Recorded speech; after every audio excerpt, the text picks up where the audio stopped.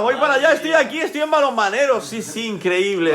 Juanjo, ¿qué día te has encontrado hoy para poder presentar a este hombre, al maestro? Bueno, pues para mí es un ¿Lo tiene honor. preparado la presentación? No. Para mí es un honor presentar Mejor improvisar, ¿eh? al personaje de hoy, que creo que a la gente que estamos en este deporte, pues a todos nos dice mucho, ¿no? Nos dice mucho porque es el más prolífico, creo yo, de todo el mundo en cuanto a la escritura de libros. Es una persona que conoce el deporte, que para mí es de los mejores entrenadores del mundo y que para mí ha sido un poco frustrante lo de Juan, porque yo siempre he querido jugar con Juan y no he podido jugar pues porque entonces había unos vínculos muy fuertes con mi club y tal, pero una vez estuvimos hablando y creo que es de las veces que peor me he subido yo del da Petrel en mi vida, porque o sea, yo sé que si hay alguien que le gusta más el balonmano que a mí, creo que es Juan. La única persona en este mundo que le gusta el balonmano más que usted. No, Vale, me quedo tranquilo, ¿eh? Habrá más gente, pero yo sé que pero hay una cuestión que para mí es muy importante. Yo siempre lo he tenido muy alta encima y muy bien considerado, creo que con toda la justicia del mundo. Y ese día para mí fue uno de los más tristes de los que pasaron, porque yo sabía que quería jugar con él, pero mi corazoncito me decía que tenía que jugar con la gente de Betel porque hacía falta, se quería subir a primera división y yo pues entonces pues era bastante importante, ya no solamente a nivel de juego, sino a nivel también organizativo y tal, y entonces con todo el pesar del mundo y con toda mi frustración, una de mis frustraciones no haber entrenado nunca con Juan. Maestro Juan Lorenzo Antón García, muchas gracias por venir, ¿eh? Un placer, siempre que sea para hablar de mi querido deporte, estoy encantado. ¿El balonmano para usted es? Pues mi vida entera.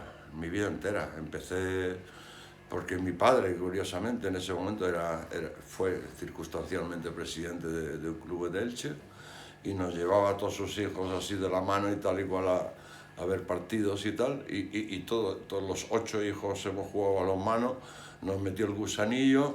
Luego tuve un entrenador, no tanto desde el punto de vista técnico, porque por la época que era, pero sobre todo desde el punto de vista pasional y desde el punto de vista de insuflarte lo que es el cariño por este deporte. Marcó mi vida y bueno, y luego ya pues eso, jugué a balonmano, me retiré pronto, a los 20 años me retiré porque vi que en mi camino estaba más por la docencia y por el entrenamiento y realmente pues toda mi vida ha sido esa. Profesor en la Facultad del Deporte, he sido pues el primer que se ha atrevido a hacer una tesis doctoral en balonmano, intentando dotarle lo que he pensado siempre, pues un carácter más académico, digamos, a lo que es mi deporte, que no lo inventé yo esto, es decir, ya existían doctores y catedráticos en países como Rumanía, la antigua Yugoslavia y demás, ¿no? Y Alemania. Entonces, bueno, pues pensé que en España no había razón para que... Y luego, pues claro, entrenamiento, pues fíjate, tanto a nivel de clubs como selección, pues he estado colaborando con selección, tanto a nivel de promesas del equipo nacional junior como del absoluto, en este caso más como ayudante de Juan Darío Román, y bueno, y estoy tremendamente satisfecho de mi vida porque me siento un privilegiado haber podido dedicarme a incluso vivir de lo que más me ha gustado, ¿no? Asistir a 2 Juegos Olímpicos, 3 campeonatos del mundo, campeonatos de Europa, es decir, las vivencias han sido extraordinarias y hoy en día, jubilado hace tiempo, pues sigo con la misma pasión, no he cambiado. Machado, ¿cómo estás? Muy bien. Hoy no sé si decirte maestro, sabes que yo te llamo siempre maestro, pero estando el maestro Antón me da hasta cierto pudor. No, por favor, hoy no. Hoy no estoy... Solo hoy, ¿eh? Será solo hoy, ¿eh? Estoy abrumado, estoy impresionado, ¿no? Porque... Ha reconocido aquí que tiene 16 libros del maestro Juan Antón. Efectivamente, pero es que yo a este hombre, desde que yo hace muchísimo tiempo quise o intenté ser entrenador, Juan Antón era donde tenías que beber de su agua, ¿no? De hecho, el primer libro de balonmano que yo me compré fue balonmano en edad escolar, no, era balonmano en edad escolar, ¿no? Bueno, Algo de ese eso. título exactamente no, Sí, pero no, sí, más o sí, menos. parece. Fue su Pero es el primera- famoso libro que usted veía junto a Antonio Mateo, Sergio Exactamente. Carrión y compañía. Ahí ¿Puede estábamos. contar esta anécdota aquí Sí, delante sí, del sí. maestro Antón, por Sí, favor? Sí, nada, nosotros íbamos al Parque de las 300 con los libros del maestro Juan Antón y allí pues nos los devorábamos, señor Mateo, Sergio Carrión, y es que aquello era espectacular, ¿no? Y de hecho, ahora en estos momentos, con las redes sociales que pones ejercicios de balonmano y te sale todo lo que quieras, yo cuando tengo que preparar un entrenamiento o algo, me levanto del ordenador, me voy a mi estantería y me cojo fundamento y etapas de aprendizaje, que para mí simplemente es el libro. O sea, el La libro, Biblia del balonmano. correcto, La que Biblia de la cualquier enseñanza del entrenador, balonmano del maestro Juan Antón. Cualquier entrenador de balonmano de formación, vamos, si no lo tiene en su estantería, sin comentarios. ¿Qué le parece? ¿Qué le parece, maestro, lo que ha Es dicho? que es curioso porque efectivamente ese fue mi primer libro, digamos, en solitario, porque antes había publicado con otros autores y demás, pero fue mi primer libro en solitario. Y eso fue en el año 90, 1990, y he publicado luego muchísimos después, y en mi opinión mejores, porque el balonmano evoluciono yo y muchas cosas, pero de ese libro, fíjate que han pasado pues 34 años, se han vendido del orden de 9.000 libros, lo cual es increíble 9.000 libros, en el campo del deporte. Correcto. Entre otras razones porque fue una innovación desde ese punto de vista de establecer etapas de aprendizaje. Y sé por editoriales y demás y librerías que lo compraron y lo han comprado mucha gente de voleibol, de baloncesto, tal y cual, porque marcaban muchísimo esas pautas, ¿no? Y hoy en día todavía de vez en cuando me liquidan 7 o 8 libros que se han vendido de derechos de autor, ¿no? O sea que efectivamente estoy muy orgulloso de esa aportación que hice, que yo creo que, como Machado comentaba, pues sí que marcó un antes y un después en la evolución, digamos, de la metodología balonmanística de las edades de base, ¿no? Por otro lado, tengo que decir que es posible que algunos lo tengan en la estantería. No todo el mundo lo entienda y no todo el mundo lo aplique, porque esa es otra cosa, ¿no? En función de lo que a veces veo en algunos entrenadores jóvenes. Maestro Antón, el mejor entrenador de balonmano es aquel que... Vamos a ver, por encima de todo que tenga pasión. Y pasión quiere decir dedicarse en cuerpo y alma a esto. No quiere decir que no tenga su trabajo particular, además, porque de esto, lógicamente, muchísima gente no puede vivir, ¿no? Pero que a partir de ahí, evidentemente, que siempre entienda que es que hay que dedicarle mucho tiempo, que hay que reflexionar continuamente, que hay que reflexionar cuando incluso se ha ganado, no cuando se ha perdido, a ver los errores que se han cometido, porque incluso cuando se ha ganado se ha podido hacer mejor, se han podido cometer errores, etc. Y siempre con la idea de mejorar. Y mi obsesión siempre ha sido la técnica y táctica individual. Es decir, hoy en día yo a veces veo el balonmano, ahora mismo se acaba de celebrar Campeonato de Europa o Campeonato del Mundo de Chicas en diciembre y tal, y a veces veo un balonmano que no me gusta. Veo un balonmano que me gusta desde el punto de vista de intensidad, de dinamismo, de velocidad del juego, que ha mejorado muchísimo en eso, con lo cual ha obligado a tener una muchísima mejor preparación física, que se nota, sobre todo Francia ha quedado campeón de Europa, entre otras cosas por eso, claro, su condición es extraordinaria. Capaz de jugar prórrogas como si fuera el minuto 1 de partido. Exacto. Pero por otro lado, desde el punto de vista táctico, pues muchas veces me da la sensación que juegan todos los equipos igual. Y lo que los diferencia es pues una calidad individual de Alberto Enterríos o del jugador que sea, o de Jurinor, el alemán, o cualquier jugador que realmente tiene recursos técnicos variados y es capaz de modificar ante una presión del oponente, etcétera. Por ejemplo, de este Campeonato de Europa, a mí, uno de los que más me ha gustado, aunque ya lo conocía, ha sido el danés Saugstrup, y que curiosamente desde el primer momento... Dicen que es uno de los mejores defensores del mundo. Es que hoy en día, sin duda, para mí es el mejor.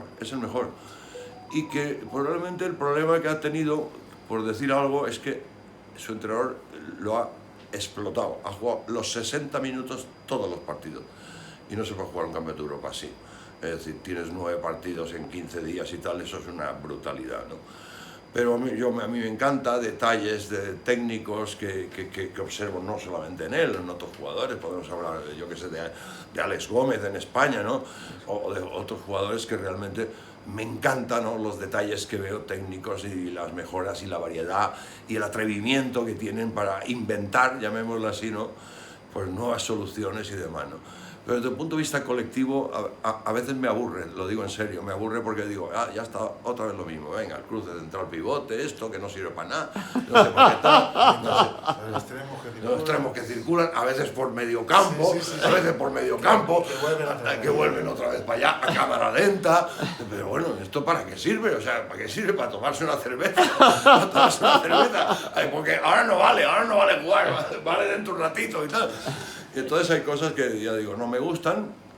Lógicamente, ya también he comentado que hay cosas que me gustan muchísimo, ¿no? Creo que el cambio de reglas ha sido importantísimo para esa evolución. ¿Le gusta el 7-6? Para momentos puntuales. Es una solución estratégica para momentos puntuales, pero que, como todo, hay que saber jugar bien, hay que hacerlo bien. O sea, hay que hacerlo bien, hay que saber cuál es tu potencial, y adaptarte a eso, ¿no? O sea, por ejemplo, yo creo que la selección de Portugal es un modelo en eso, es un modelo que ha adaptado perfectamente a las capacidades individuales de sus jugadores, y bueno, llegó a hacer un partido, no en este campeonato, pero en el anterior, contra Suecia, que lo llegó a hacer 26 ataques, 7 contra 6, y de los 26, yo estudié ese partido y lo tengo publicado además, de los 26, en 22 logró gol. Logró gol, lo cual es un índice altísimo de rendimiento. Y bueno, por ejemplo, Dinamarca no lo hace mal cuando coloca a Hansen en el centro, porque no solamente tiene una capacidad de distribución del juego maravillosa, sino que además, como se descuiden, la enchufa desde fuera y no le salgan y estén pendientes de los pivotes. Pero bueno, no deja de ser un juego tácticamente un poco limitado, en el sentido de que prácticamente no hay medios tácticos salvo circular el balón y buscar a los pivotes. Los jugadores están muy estáticos posicionalmente, no se mueven de ahí. Y bueno, ya digo, es como recurso en un momento dado, pues sí, yo desgraciadamente he visto partidos en los que veo que hay equipos que están casi todo el partido jugando 7 contra 6.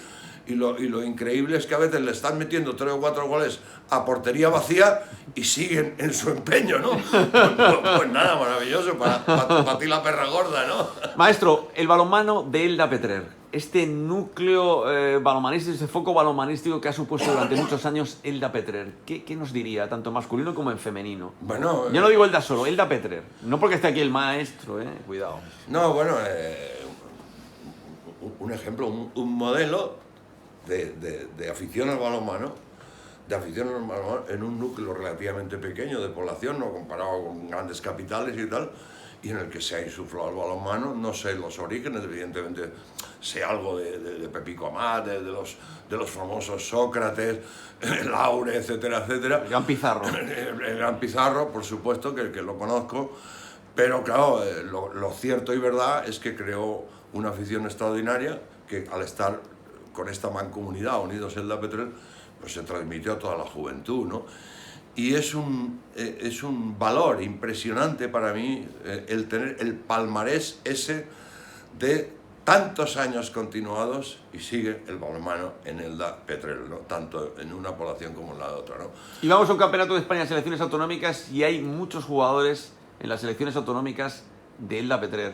Y vamos ahora a ver una liga autonómica de categorías de formación con muchos equipos. Yo diría que este año se va a batir el récord masculino y femenino de equipos de Elda Petrer en las ligas autonómicas, y creo que más de uno va a estar en el sector estatal. Eso es muy importante. Hombre, y tanto que sí, pero no hablemos solo de este año, es decir, es que eso ha sucedido varias temporadas, ¿no? Y esto es para mí lo más importante, la continuidad, porque el hecho de que haya en un momento puntual de la historia pues una buena promoción y tal puede ser anecdótico, o por alguien que los ha implicado y les ha insuflado esa pasión, ¿no? Pero para mí lo más bonito es precisamente esa continuidad a lo largo de los años, ¿no? Evidentemente de aquí, además, han salido varios internacionales, no solamente los hermanos Guardiola, lógicamente, que son los más recientes, ¿no? Sino que en su día, pues, Tavi, por supuesto ha habido otros que han sido Julián, por descontado, y bueno, eso también... ¿Conoció usted a Julián? Un día me lo presentaron, la verdad es que nada más que he hablado con él una vez en mi vida, no sé si se acordará de mí, pero un día me lo presentaron porque realmente en la época en que yo estuve entrenador aquí, en él, la época del Tifan, Schoolboys y demás, él no asistía a los partidos, él realmente, no sé la razón, pero no asistía a los partidos, ¿no? Pero un día lo conocí en una cafetería o un restaurante, no me acuerdo bien, y creo que Tolito me lo presentó. Creo que fue Tolito el que me lo presentó. Hablé con él un momento. Tengo fotos de él de cuando jugaba, y como amante de la historia, pues recopilo esas cosas, ¿no? Y entonces, y luego aparte que lógicamente ha habido jugadores de la época, como Martínez en concreto, que me comentó, y otros... era el dios de los golpes francos en España, o sea, realmente tenía multitud de combinaciones a partir de golpe franco, que además con gran éxito. De hecho, pues como casi siempre las terminaba él. No había problema. Él las ideaba y él las finalizaba. Sí, no, pero también pasaba pivote, tal. Por O sea, supuesto, realmente él era muchas el alma mater auténtica, ¿no? Y realmente pues se conseguían muchísimos goles de esa forma en aquellos tiempos de los vikingos, como digo yo, que a veces los resultados eran 12-10 o una cosa así, ¿no? Pero realmente... Yo creo que eso también ha facilitado en que la gente, cuando hay un internacional, digamos, de mi generación, pues eso llama la atención a las siguientes generaciones, ¿no? Entonces eso ha ocurrido, ¿no? Ha ocurrido, y por lo tanto hay que... Por ejemplo, fíjate, yo que sabes que soy de Elche, ¿no? Y Elche ahora mismo pues, tiene una población de 240.000, y siempre ha tenido una población superior, ha aumentado, pero siempre ha tenido una población superior. De Elche no ha habido ni un solo internacional. Ni un solo internacional. Y ha habido balonmano igual que aquí, pero no ha habido ni un solo internacional. Algo se habrá hecho mal o algo se habrá hecho bien aquí. Por eso le preguntaba yo antes si Elche había estado en División de Honor. Me ha contado que sí. Pero el Club Balonmano Elche actual nunca ha estado, yo creo que ni siquiera en División de Honor Plata. Me atrevería a decir que nunca. Y con este potencial, con que vemos en las ligas autonómicas, Elche A, Elche B, con otro nombre, Salesianos de Elche, Torrellano, es decir, un potencial enorme que luego, sobre todo en masculino, no en femenino, que sí que están ahí liderando incluso la Liga Guerreras, no ha tenido Elche ese potencial para tener un equipo en División de Honor en los últimos 30 o 40 años. Bueno, esto es otra cosa que como ilicitano me duele, porque bueno, a lo mejor la División de Honor es otra galaxia desde el punto de vista económico, pero sí coincido plenamente que en La Plata es más accesible, ¿no? Cuando ha habido un montón de equipos de la provincia, Altea, Torrevieja, Benidorm, yo qué sé, no me acuerdo ahora, pero ha habido varios. Él hace 18 o 19 años que no está en Plata. Agustinos, por supuesto. León, Costa Blanca, es decir, ha habido varios equipos de la provincia que hasta ahora en La Plata. Almoradí, creo también, Almoradí también. Callosa. Luego se fue Callosa, pero Almoradí Callosa sí. Con Manolo Jabaloyes, que fue ese año entrenador, Almoradí con otro ilicitano, Nolasco, realmente estuvo en La Plata. Y bueno, la explicación que yo le doy, a pesar de que yo he vivido fuera de Elche todos esos años, pues es que no ha habido suficiente implicación, digamos, de empresas para financiar y patrocinar, que aunque no sean, digamos, absolutamente profesionales, realmente requiere un esfuerzo económico considerable, ¿no? Y bueno, la parte buena ahora mismo es que ahora mismo lleva unos cuantos años, digamos, estabilizado en la primera división, porque ha habido otra época que bajaban a segunda, incluso a territorial, provincial y tal, pero bueno, ahora lleva bastantes años, digamos. Y este mismo año tiene un equipo que a mí me gusta también, bastante interesante. Sí, primera. Vamos a ver, hay otra cuestión importante y es la fuga de talentos.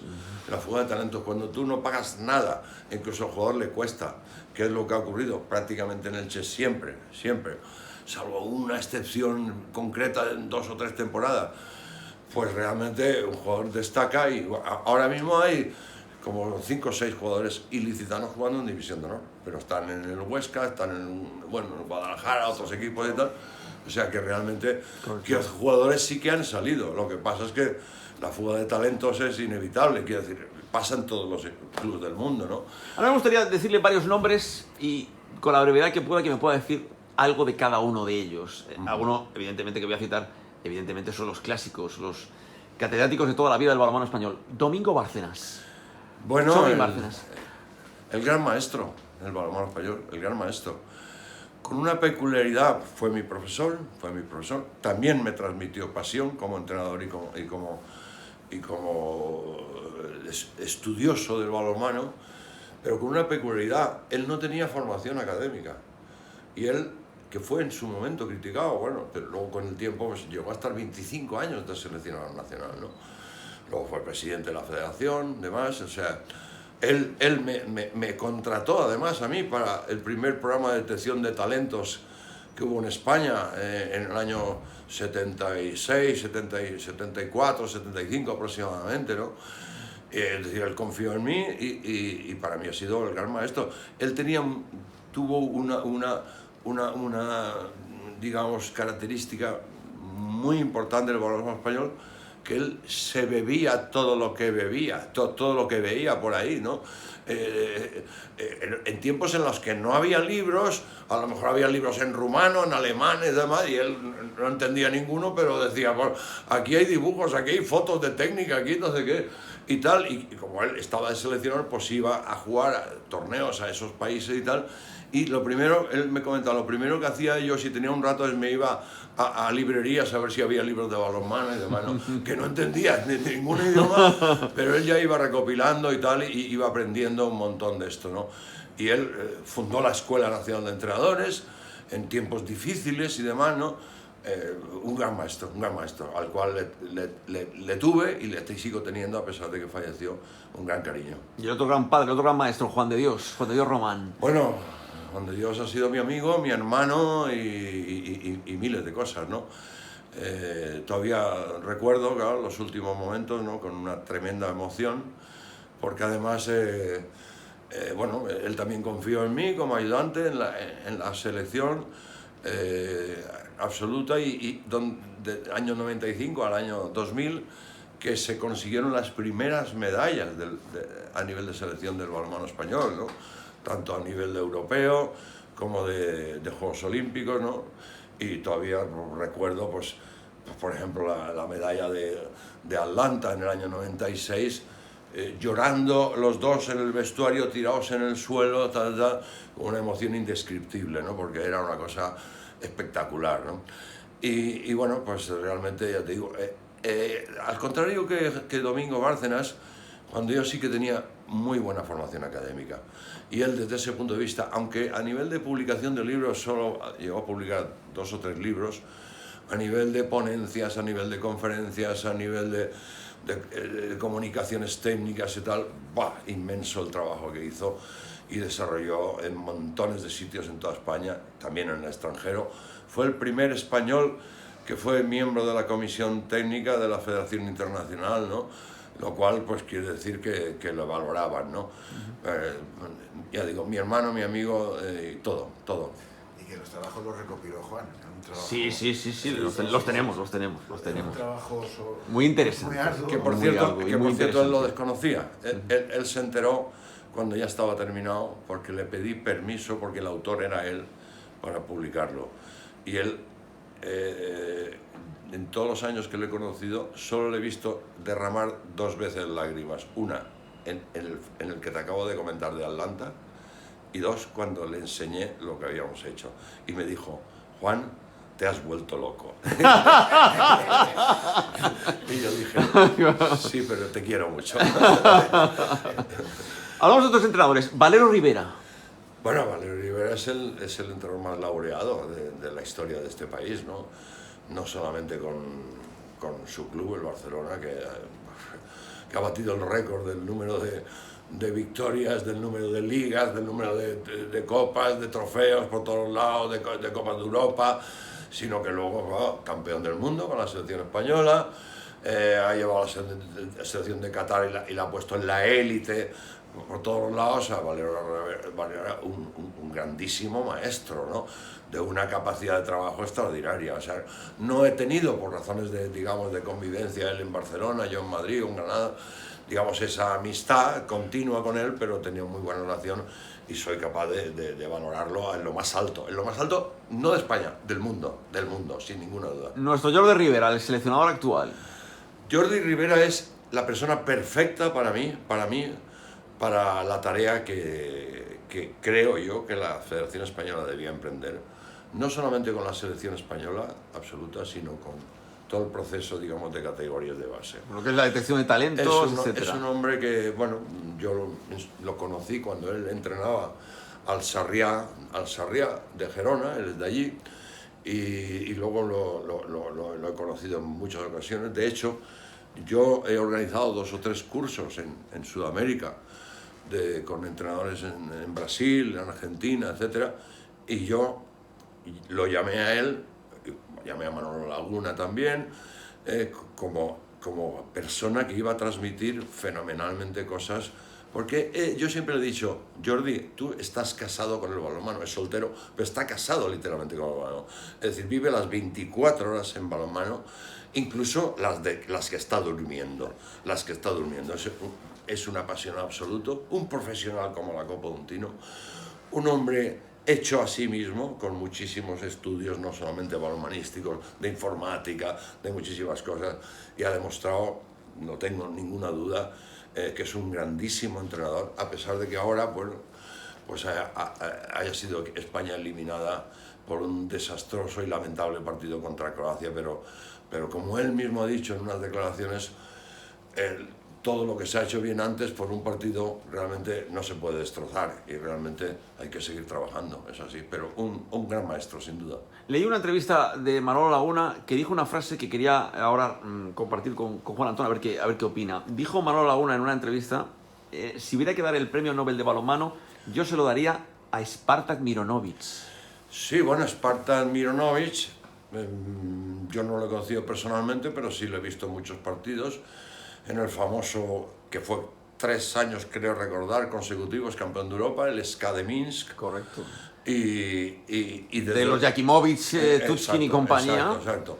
Y realmente el balonmano que ofrecía en esa época era de otra galaxia. Era un balonmano que recuerdo haber visto una entrevista de él, que traducida, ¿no?, que decía algo así como ahora mismo no recuerdo el titular, pero era a la velocidad del rayo o algo así parecía el titular. Y ya, bueno, yo, por ejemplo, hubo un campeonato de Europa de la Liga de Campeones, ¿no?, que yo vi 3 o 4 partidos del SK de Minsk, y resulta que es que ganaban los partidos de 10 y 12 y 14 de diferencia a buenos equipos, a algunos a equipos buenos, porque es que la velocidad era impresionante en el contraataque, el ritmo de la intensidad defensiva, la presión, lo que ahora ya todo el mundo utiliza, pero que en aquel momento ni siquiera sabían lo que era el concepto de disuasión, etcétera. Ya lo hacían ellos, ¿no?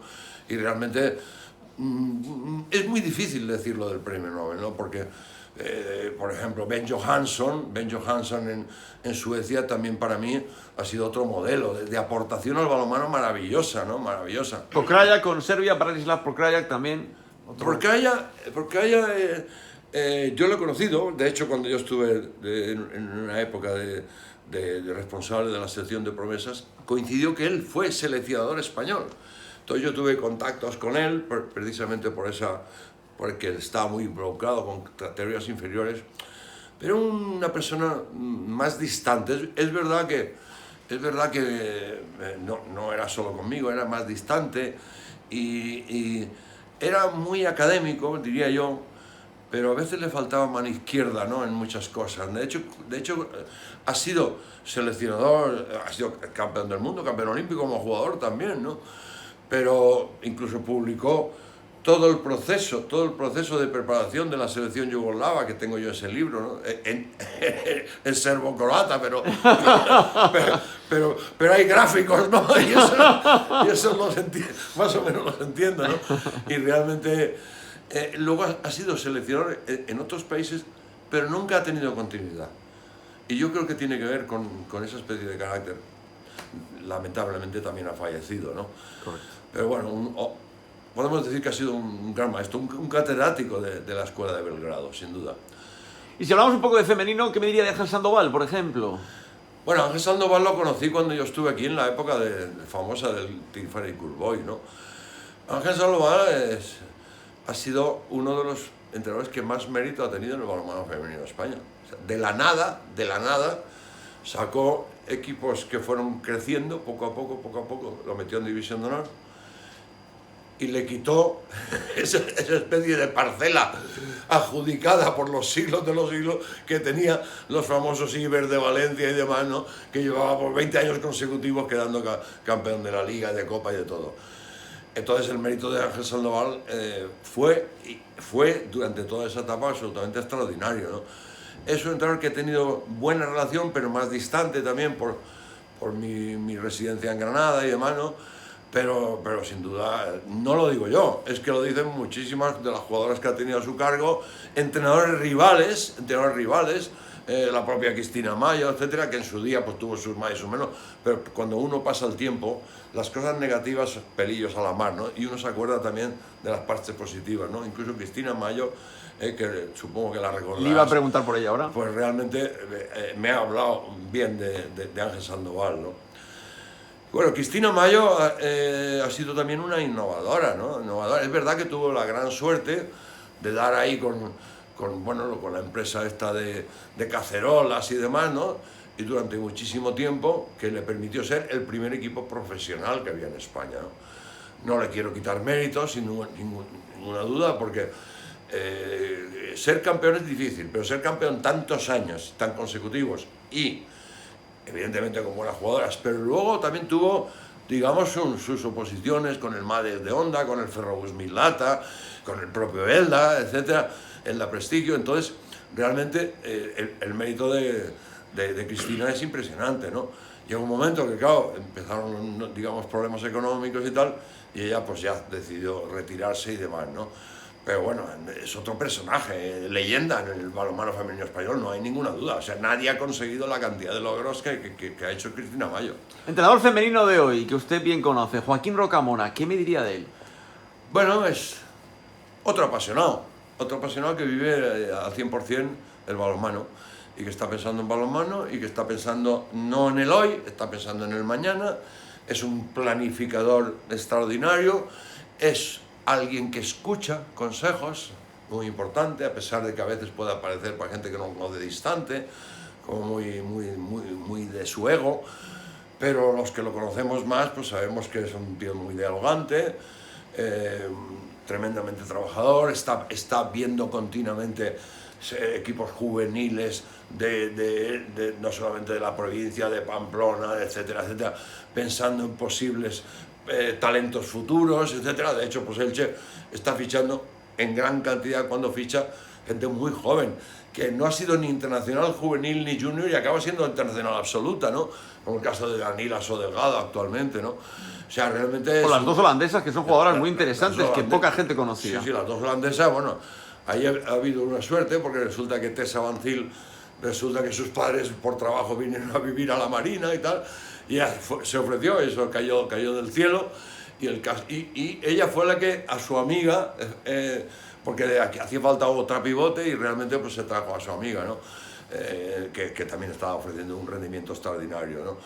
Entonces, ya digo, Joaquín Rocamora para mí, de lo que yo conozco actualmente, es un entrenador con todas las de la ley, ¿no? O sea, que por desgracia no puedo decir esto de mucha gente, ¿no? Veo cosas, no sé, vi un partido hace nada que Elche va ganando de 13 goles, por ejemplo, y faltan 10 minutos para acabar el partido y el entrenador rival coge y mete un 7 contra 6. ¿Para qué? ¿Para qué mete un 7 contra 6? ¿Fue hace poco? Sí, fue hace poco y resulta que... El entrenador está destituido, maestro. Y resulta que le meten ¿Sabe qué me digo, no? Le meten un 3 o 4-0 a puerta vacía, ¿no? Pues bueno, pues en vez de perder de 13 pierdes de 16 o tal. Entonces, bueno, hay cosas que ves que son inexplicables y tal. Y bueno, un entrenador siempre comete errores, porque nunca se acierta plenamente, ¿no? Pero lo que hay que tener es una cierta coherencia. Y yo creo que una de las virtudes, por ejemplo, de Joaquín Rocamora es su coherencia y que tiene clarísimo que la plantilla hay que cuidarla al máximo toda la temporada. Es decir, hay que dosificar a la plantilla, hay que dosificar. E incluso la jugadora número 16 tienes que animarla y tiene que tener minutos en momentos concretos. Muy importante. Muy importante, o sea, porque si no, esas jugadoras no facilitan el entrenamiento de las, llamémosle, titulares, ¿no? Porque saben que no cuentan con ellas y tal. No se puede tener un 7 hoy en día con el ritmo, la intensidad de los partidos. Más o menos fijo, 7, 8 jugadores y los demás ahí en el banquillo pasando frío. O sea, no puede ser, no puede ser. El ritmo de los partidos exige jugar con mucha gente. Estoy hablando no solamente a alto nivel, por supuesto en la base igual. O sea, no se puede tener... Yo no hace mucho vi un partido, ¿no? De alevines en pista descubierta, con un frío que pela, y 4 o 5 niñas ahí muertas de frío, con una manta encima, sin jugar en todo el partido. Pero vamos a ver, ¿qué motivación van a tener esas niñas? Niñas se dejan el balonmano mañana, eso seguro. O sea, hay que cuidar mucho esto, ¿no? Abro enseguida aquí la tertulia y el debate, pero claro, tengo que preguntarle también por una chiquilla de Elda que juega en el Elche, que se llama Zaira Benítez. ¿Me puede decir algo de Zaira? Pues Zaira es una jugadora que viene destacando desde infantiles, cadetes, juveniles, ha sido campeona de España en selecciones territoriales. No la voy a descubrir, es una jugadora inteligente, es una jugadora que ve el balonmano, que no es una jugadora chupona, que llamamos tradicionalmente, es una jugadora que juega con el pivote, que le da dimensión de juego amplia, pero que su mayor problema, y todo el mundo lo sabe, es que le falta peso y fuerza suficiente. Tiene que mejorar mucho en esto, porque claro, ya no está jugando en juvenil, está jugando en división de honor, y a veces se enfrenta, tiene una buena calidad en las fintas y demás, pero a veces se enfrenta a jugadoras que pesan 15 kilos más que ella, y la frenan, y no da el rendimiento que podría dar. No digo que gane 15 kilos, pero sí que mejore desde el punto de vista de la capacidad de fuerza y demás, ¿no? Pero vamos, una jugadora muy joven, tiene 20 años, recién cumplidos, y por lo tanto en Elche hay, bueno, creo que tiene contrato en vigor o ha renovado, muchas esperanzas en ella. De hecho, pues está jugando bastante esta temporada y la anterior, o sea que realmente no es una chica que esté en el carro del pescado, ¿no? Ni mucho menos. Maestro, ¿alguna pregunta para el maestro Antón? A ver. Joder, el maestro podría estar preguntándole 5 horas seguidas, vamos. Pero piense en su pregunta en el gran público, no en usted solo. No, a ver, lo tengo. Gracias. Características de un entrenador formativo. Un entrenador formativo. Ya no los entrenadores de élite de ahora, No, sino formativo. Entrenador formativo. Alevines infantiles. Alevines infantiles. Vamos a ver. Viene con la pregunta, que esté formado. viene con la pregunta, que esté formado. No solamente me refiero balonmanísticamente, o sea, hay que conocer el juego bien, conocer el juego. Que tenga perspectivas de futuro y sobre todo que tenga, digamos, que imprima ilusión en todas las chicas o chicos que tiene a su cargo. Entre otras razones, la ilusión se imprime, se insufla precisamente haciendo que todos los niños jueguen, dispongan de minutos, participen en el juego. Esto no es una cuestión de entrenar simplemente y divertirse, que también, claro, sino que además el jugador tiene que sentirse desde esas edades ya partícipe del club, del colectivo y del equipo, ¿no? Y por supuesto, a partir de ahí que estudie mucho y que aprenda mucho desde el punto de vista de la metodología. La metodología que implica, repito, no solamente procesos de formación, procesos de en qué momento hay que trabajar esto, en qué momento hay que insistir en lo otro, en qué etapa de infantiles, cadetes conviene meter tal cosa, etcétera, sino desde el punto de vista, digamos, de aspectos emocionales, sociológicos, ¿no?, de los propios jugadores y jugadoras, ¿no? Realmente hay que valorar muchísimo. Hay que hablar muchísimo con ellos, muchísimo, no solamente desde el punto de vista grupal, colectivo. ¿Es más difícil entrenar femenino en este ámbito del que hablamos? ¿Perdón? Si es más difícil entrenar a chicas. Bueno, vamos a ver. Y dicen que es más fácil que una chica sea entrenadora femenina porque entiende mejor a las mujeres. Bueno, sí, no... La experiencia no dice eso, es decir, la mayoría de los entrenadores que ha habido en toda la historia han sido hombres. O sea, ahora mismo está Cristina Cabeza en el Guardés y tal, en su tiempo pues Cristina Mayo tal, pero realmente ha habido... Hay pocas. Hay muy pocas, ¿no? Reyes Carreño, San Sebastián... Que dices, bueno, esto es porque a lo mejor pues no se le da la oportunidad, se ha dado oportunidades y tal, y bueno, a veces las razones, digamos, derivadas de su sexo, desde el punto de vista, digamos, de tener hijos, de embarazos, etcétera, pues eso dificulta en muchos casos, ¿no? No cabe duda. Pero es evidente, yo no he entrenado a chicas nunca en mi vida, o sea, a un equipo me refiero. Sí que entreno de vez en cuando a nivel de técnica individual alguna sesión, algunas jugadoras de la Tico Elche actual, ¿no? Y veo muchos entrenamientos. Sí puedo decir que estoy absolutamente enamorado de este equipo y de esta jugadora. ¿Por qué? Porque veo que se dejan la vida, que tienen clarísimo que esto es un trabajo de intensidad, muy serio, que hay que mejorar cada día, etcétera. Lo tengo clarísimo. Lo veo en los entrenamientos y en las que yo he entrenado individualmente, o sea, es que se dejan la vida, o sea, es que es una maravilla, es una gozada entrenarlas, ¿no? Ahora bien, evidentemente la socialización que tienen entre las chicas y la psicología creo que es especial, Las chicas, no voy a decir ni defectos ni virtudes de hombres o mujeres, ¿no? Pero sé positivamente que muchos entrenadores conocidos han dejado de entrenar a chicas porque han tenido muchas dificultades desde el punto de vista sociológico interno, ¿no? Ahora bien, yo no puedo hablar porque no he tenido esa experiencia, de lo que conozco, pues no puedo decir eso. Sí es verdad, que me lo han dicho mucha gente, que realmente es muy complicado, ¿no? Muy complicado, pero bueno, realmente hay entrenadores que llevan mucho tiempo, pues, por ejemplo, en el aula de Valladolid. Miguel Ángel Peñas. Miguel Ángel Peñas, pues lleva mucho tiempo y está encantado, ¿no?, con sus chicas. Es verdad que a lo mejor pues uno ya tiene sus criterios, su filosofía de entender, y hasta los fichajes los hace en función de precisamente ese criterio y esa pasión que puedan tener, ¿no? Y entonces a lo mejor pues tienen menos problemas, o plantean desde el principio, esto es lo que hay, y esto es el trabajo, y esto así funcionamos y demás. Y si no se acepta eso, pues... Pero vamos, en mi conocimiento, tanto en los dos ejemplos que hemos puesto, tanto en Elche, Joaquín Rocamora o Miguel Ángel Peña, la plantilla entera está satisfecha con la forma de trato y de trabajo y de dosificación que se tiene con ellas, ¿no? No puedo hablar de otros clubes, ¿no? Robert Cuesta, por ejemplo, en el caso del Granollers, es otro ejemplo que realmente...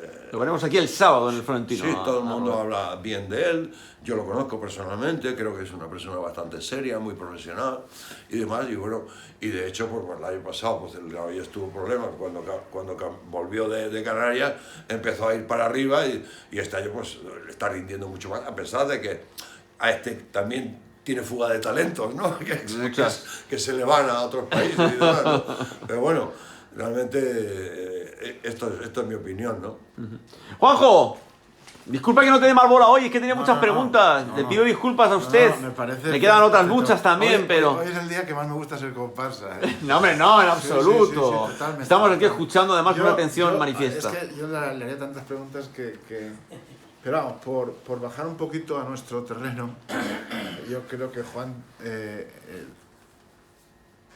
una pregunta clara es, ¿qué significó Elda en el balonmano Elda en la trayectoria de Juan? Y segunda... Aquel Tiffany, aquel Curbois. Él fue el primer entrenador de Elda que vivió un derbi. ¿Has visto ambientes como aquellos Bonita por ahí? Bueno, Derbis Elda Petrel. Después de tantos años sí que he visto alguno, ¿no? Pero realmente en aquella época era una cosa excepcional, ¿no? Excepcional. Recuerdo además un partido que además perdimos nosotros, ¿no? Que acabó 29-30 o 28-29, una cosa así y tal, que fue espectacular. Creo que había, aunque no estoy seguro, que fuera del campo resulta que había como más de 150 personas que no cabían. Y les iban anunciando cómo iba. En aquella pista maravillosa, nuestra vieja Poli, una cancha que respiraba balonmano de manera increíble, Juan, ¿eh? Bueno, vamos a ver. Yo cuando acabé la carrera, como he comentado antes, a mí me contrató Domingo Bárcenas para la Federación Española y estuve 4 años allí, llevando, bueno, era profesor de la escuela de entrenadores, era un niñato, pero bueno, ahí estaba ya con mis primeras experiencias. Y luego, pues, el tema de detección de talentos y selección de promesa y demás, ¿no? Bueno, ahí hubo ciertos problemas. Estábamos Emilio Alonso y yo, que fue seleccionador absoluto también. Y hubo ciertos problemas con el presidente que hubo después, Félix Sánchez Laulé, también en paz descanse. Que bueno, no eran problemas económicos, ¿no? Y bueno, realmente hubo una disputa y tal y cual, y no nos renovaron el contrato, ¿no? Entonces, visto lo visto, pues a mí que me gustaba mucho Madrid, pero no veía Madrid futuro para mis hijos, por la locura de tráfico y de todo, y decidí venirme a Elche, mi ciudad, porque la provincia de Alicante era balonmanística.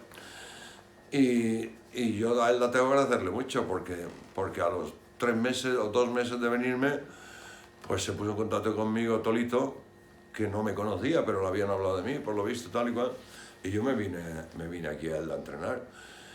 Tengo que decir también que al principio con cierto retintín de algunos jugadores que había entonces, luego he sido amigo de ellos y no ha pasado nada, pues pasa con el tiempo, como Tavi o el propio Laure, que sí veteranos que dejaron el equipo porque además ni siquiera destituyeron a Pepico Amat. Fue Pepico Amat el mismo, el propio que dijo que ya estaba mayor y tal y cual, y el equipo no iba bien, y entonces estaba cansado y tal. Entonces, bueno, pues yo tuve un cierto rechazo ahí, pero tengo que... yo creo que me hice con las riendas, supe hacerme con las riendas. ¿Cuántos años tenía Juan Antón? ¿Cuántos años? Pues yo debía tener, yo supongo que 28 por ahí. Era jovencísimo, ¿no? Lo digo para que la gente de la época... 28, bueno, había varios jugadores que eran mayores que yo, como Martí, Colo, Pepote Sarabia, tal igual, que les estaré infinitamente agradecido porque ellos se portaron conmigo, me defendieron a capa de espada y tal y cual. Y bueno, luego aparecieron otros jugadores como las nuevas generaciones de Vicente Ruano, José Luis Pérez... ¿Pepe Requena estaba? Pepe Requena estaba, Pepe Requena, mi relación fue extraordinaria, la sigo teniendo, aunque él va mucho a Málaga porque tiene los nietos allí y se pierde que ahora jubilados en Málaga mucho, ¿no? Pero sigo teniendo buena relación y me ayudaron muchísimo, creyeron en mí. Curiosamente además recuerdo que mi primer partido fue contra el Canteras, que era el líder Las Palmas. en ese momento, ¿no?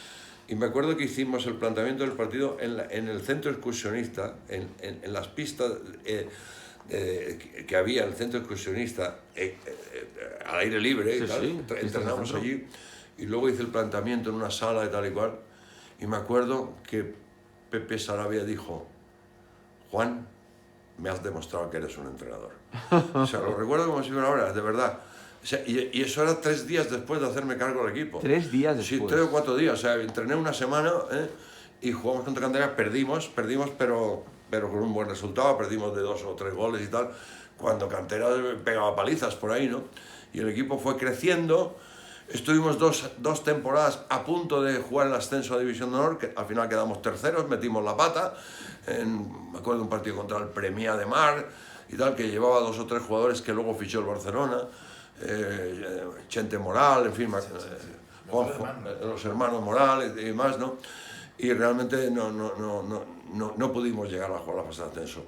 La última temporada que yo estuve aquí, que fue la 82-83, si mal no recuerdo, volvimos a quedar terceros, también nos quedamos a 2 puntos de jugar el ascenso, y ya me marché a Granada y ya seguí el equipo desde la distancia, pero para mí, yo a Elda le sigo teniendo mucho cariño. Luego volvió. Bueno, sí, es verdad. Bueno, experiencia, eso es un engaño que me hizo Vaya. Maldonado y Vicente Ruano, que estaban en la directiva entonces. Pero un engaño que le estoy tremendamente agradecido. ¿Volvería si le dijeran mañana? No, ahora no. Ahora sinceramente Cuidado, no. maestro, no. Ahora tiene nietos. Los nietos. Ahora sinceramente no. Ahora yo creo que ya soy mayor para esto, para el sufrimiento que supone ser entrenador, porque es sufrimiento. O sea, disfrutas porque te gusta, ¿no? Pero al mismo tiempo es duro. A veces no se comprende muchas cosas de las que haces, no siempre aciertas, por descontado, ¿no? Y esos 2 meses lo guardo con mucho cariño, ¿no? O sea, resulta que yo tenía contacto siempre con gente de aquí, con Vicente Ruano y tal, y me acuerdo que me llamaron a Granada y Juan, vamos a ver, tenemos un problema, tal y cual, queremos fichar a un entrenador, a ver si nos recomiendas a alguien que tú conozcas y tal.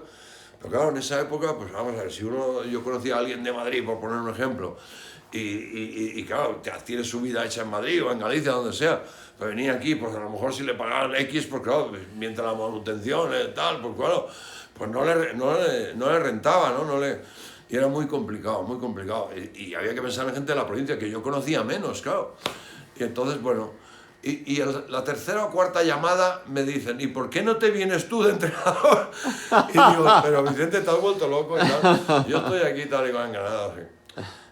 Total, que se lo digo a mi mujer y dice, y coincidió que al ser 1 de marzo, si mal no recuerdo, yo había tenido muchas clases en el primer cuatrimestre, pero en el segundo tenía pocas, ese año, ¿no? Y las tenía concentradas además en 2 días, ¿no? Y mi mujer me dice, ¿y por qué no lo haces? Y yo digo, pero tú te has vuelto loca. Dice, pero yo no puedo, tal. Total, dice, habla con los alumnos a ver si puedes pasarte las clases, no sé qué. Total, mi mujer es la culpable. Me engañó, le dije a los alumnos dijeron, encantados, damos las clases el lunes, tal, todas seguidas, y no sé qué, y tal. Lo hice así, y yo me venía aquí los martes, entrenaba, jugábamos el partido. ¿Estaba en Granada el lunes? Sí, no, pero yo venía, y martes por la mañana, porque yo llegaba aquí a veces no podía llegar, Isidro Rico hacía el entrenamiento del martes, a veces se lo preparaba yo a distancia, pero vamos, recuerdo por ejemplo que 2 o 3 partidos que tuvimos que jugar en Gerona, bueno, no me acuerdo dónde, yo no me acuerdo dónde era, pero así lejos, quiero decir, ¿no? Y yo volvía a lo mejor aquí a la 1 de la mañana, o a Badajoz, o no sé dónde, y resulta que a la 1 de la mañana cogía el coche y llegaba a las 5 de la mañana a Granada. Bueno, horroroso desde ese punto de vista, pero experiencia maravillosa. El equipo lo cogí con 9 puntos, quedaban 9 partidos, de los cuales 5 eran fuera de casa, 4 en casa. Teníamos que jugar contra los 5 primeros de la tabla, entre ellos Petrel que iba el último partido, sí, señor. Entre ellos Petrel, que iba el tercero, pero ya no tenía opción porque era el último partido, y sacamos tantos puntos como en los 17 partidos anteriores, ¿no? Y recuerdo con gran emoción, ya lo creo que sí. El equipo no se pudo salvar, pero se salvó porque era de todos los equipos de primera división, de los grupos, era el que más puntos había llegado a tener. Correcto. Y entonces se salvó por eso. Porque metimos la pata en Badajoz, precisamente. En Badajoz metimos la pata, que perdimos de 1. Badajoz iba al último.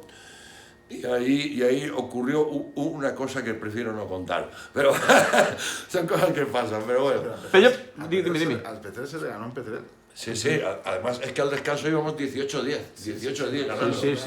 En ese partido estuve yo. Al descanso íbamos 18-10 ganando. O sea, y luego estuvimos hablando. que el Petrel, por supuesto, había ganado en Elda la primera vuelta. Sí. Y en su primer entrenamiento en Elda, en el ciudad de Elda, estuve yo. Claro, Juan Antón en Elda, digo, ya está. Termino de entrenar y yo allí observando y recuerdo sus palabras y yo digo, este hombre es impresionante. Señores, empezamos de cero, olvidaros de todo lo que habéis hecho antes. Sí, más o menos, supongo yo, no lo sé. Yo digo, impresionante. oh, Pero también recordará usted Increíble. que Elda, hace 30 años, yo creo que fue la última vez real que tuvo opción, no estaba La Plata, de poder ascender a la máxima categoría.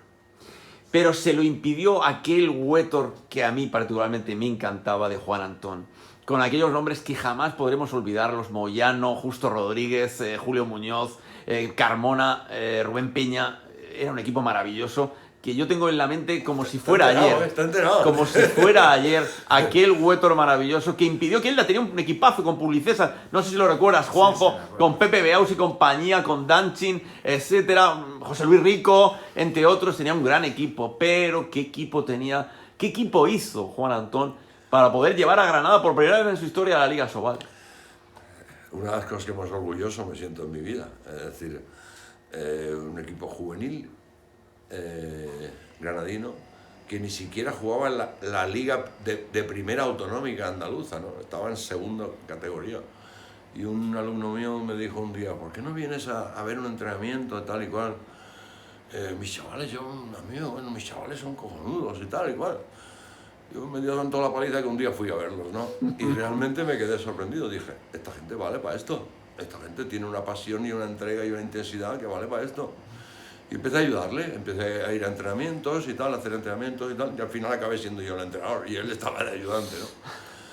El equipo al año siguiente eran juveniles todavía, eran juveniles del segundo año. Había un equipo que era la Universidad de Granada, en primera división, que se iba a retirar y tal y cual. Y yo lancé un órdago y dije que no se retire, o mejor dicho, que nos dé la plaza. Y fundamos lo que era el balonmano Granada. pagándolo yo y 3 o 4 todo prácticamente, ¿no? Pero cogimos la plaza y metimos a estos juveniles a jugar en primera división, ¿no?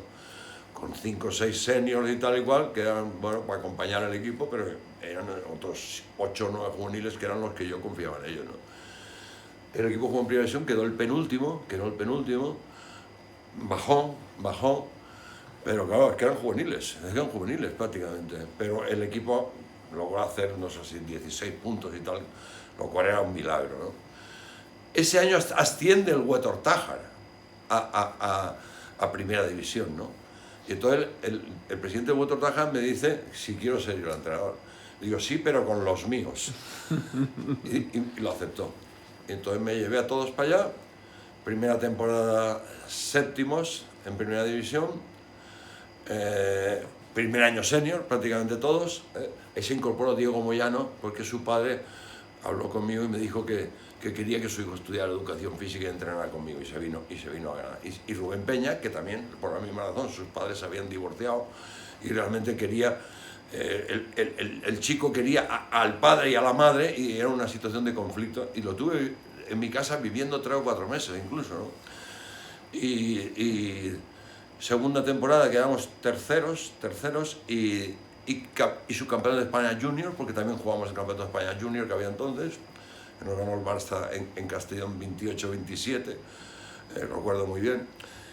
Y el tercer año ascendimos a División de Honor. Al tercer año, con 19 años, ascendimos a División de Honor. La etapa de División de Honor, lamentablemente, claro, como ese equipo era prácticamente los jugadores y yo, porque la directiva eran, bueno, casi no existían. Era un milagro auténtico desde el punto de vista no deportivo, desde el punto de vista extradeportivo. Era un milagro. Entonces no tomaron conciencia de que estábamos en otra galaxia. Y llegamos a Navidad, bueno, se fichó a un yugoslavo, que era un buen jugador, a un ruso, tal. 2 o 3 incorporaciones y tal, que se tenían que haber hecho más, pero bueno, no se les pagaba ni un duro. Hasta el punto de que el ruso también lo tuve viviendo en mi casa porque no pagaban el alquiler, o sea, un desastre absoluto. Los jugadores llegaron un momento que hicieron una huelga, dejaron de entrenar, tal y cual, no sé qué, follones, tal. La Diputación dio un dinero, con lo cual se pagó parte de lo que se debía. No sé cómo se acabó la temporada. El equipo quedó penúltimo, claro, en esas condiciones era imposible. Y a partir de ahí, 7 o 8 de estos jugadores ficharon de todo equipo de División de Honor y el equipo, el club desapareció. Y ya a partir de ahí dije, ya está bien de sufrir. Sí, pero fue una experiencia muy bonita de mi vida, ya lo creo que sí, Estamos terminando. Juanjo, ¿se te queda algo en el tintero? Porque podríamos estar aquí hablando... Bueno, se me queda el tintero, no. Yo lo único que pasa es que cuando se pone a hablar con Juan, pues estaremos todo el día hablando de balonmano. Y yo lo único que sí que le pediría a Juan es... Bueno, voy a hacer un apunte porque a Juan ahora últimamente le gusta mucho el balonmano femenino. El otro día cuando Pela dijo aquí... Iba a decir yo esto ahora, ¿eh? Cuando Pela dijo aquí que le gustaba el balonmano femenino, Jesús, porque te lo ha dicho Juan.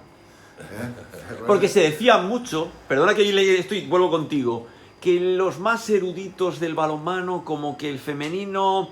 Hablo años A, ¿eh? No hablo del balonmano femenino de hoy. Pero ahora hace bastantes años como que... había gente que le preguntabas a quién es la sin ir más lejos y te decían, hombre, el femenino es que no es lo mismo. ¿Te refieres a esto, creo, más o menos? Sí, no, Juanjo. Lo que dijo Pela el otro día, dijo. Sí. Antes no me gustaba, pero ahora sí que me gusta yo, porque te lo ha dicho Juan. No, bueno, vamos a ver. Y de hecho, en una conferencia en Elda, dijo Juan Antón que Stine Oftedal era la jugadora 10. A mí me encantó aquello que dijo y la explicación que dio. Exacto. Lo hace casi todo bien, efectivamente. Bueno, las épocas no se pueden comparar unas con otras. Es posible que los que decían que el balonmano femenino en otra época, a lo mejor hasta yo era uno de ellos, ¿no?